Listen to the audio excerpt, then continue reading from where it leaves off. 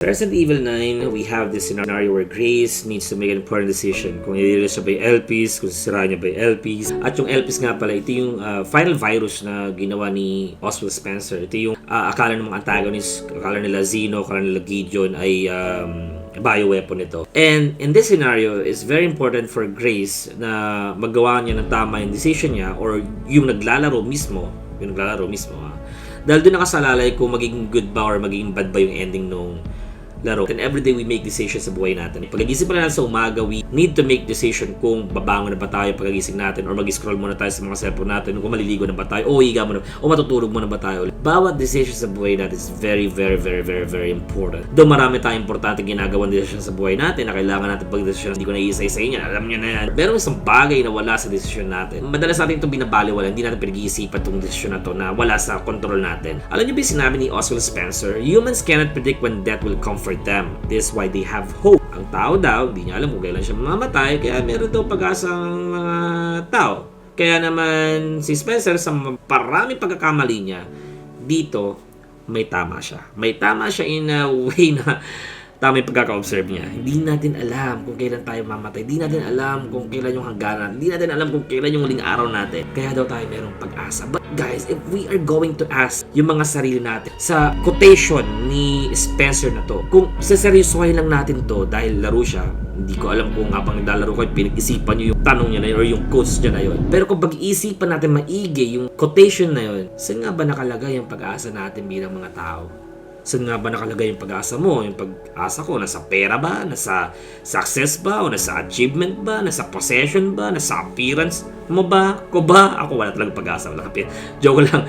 Sa social status ba natin? Nasa relasyon ba natin? Nasa career ba natin?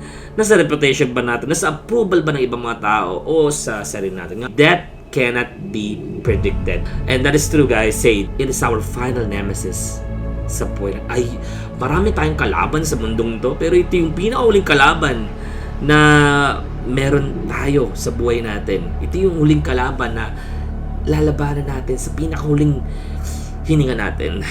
Walang respeto ang kamatayan, mga chong. Kahit sino pa tayo. It is appointed for man to die once, and after that comes judgment. There's death. May kamatayan. And that is the reality ng buhay natin. There's death. Pag nagpunta tayo sa burol, pinamumukha sa atin ng realidad na may kamatayan. It is constant reminder every time na may nakikita tayong tarpaulin sa labas or nabibisita tayo sa isang burol. It is a reminder for us na may kamatayan. At totoo yun. Kung gaano katotoo yung kamatayan, ganun din naman katotoo yung pag-asa. There's hope. Let me tell you this, guys. In the story of Resident Evil 9, Spencer left the world with LPs to give humanity hope. Spencer tried to atone yung kasalanan na gawa niya through dun sa LPs na yon na iniwan niya. At ito yung pinipresenta nung laro na pag-asa. Ito yung pag-asa na iniwan ni Spencer sa mundo ng Resident Evil. But in our reality, sa buhay natin, this is the reality that God sent His Son to give us true hope. No man can truly atone for his own. Walang tao na kaya pagbayaran yung mga nagawa niyang kasalanan. Only Christ came to atone for our sins. He died in our place. He rose from the dead, defeating sin and death. Sinabi ko kanina, ang pinakahuling kalaban ng tao ay kamatayan. Christ conquered. Tinalo niya yung kamatayan. Therefore, in Him, we receive grace upon grace. Dito sa Grace Ashbrook, this is the real grace. We receive grace upon grace, patong-patong na biyaya, and that's why He is our true hope. Christ is our only hope.